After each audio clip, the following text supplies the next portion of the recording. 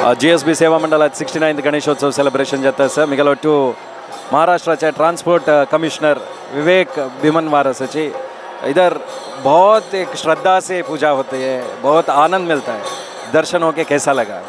बहुत खुशी है, बहुत समाधान है। बापा का दर्शन हुआ है। मैं हर साल GSB सेवा मंडल के दर्शन के लिए आता हूँ। श्रद्धालुओं की भावना है कि अपने मन में की जो भी तमन्ना है वो यहाँ पे पूरी होती है और हमने भी वही अनुभव किया है। और मुझे मंडल को मैं काफ़ी बधाई देता हूँ, धन्यवाद देता हूँ कि यहाँ पे व्यवस्था भी काफ़ी की है, समाज कार्य भी काफ़ी अच्छा करते हैं और मैं ऐसी उम्मीद करता हूँ कि आगे के साल में भी इसी तरह का कार्य मंडल करता रहे। धन्यवाद। बहुत बहुत धन्यवाद सर, थैंक यू।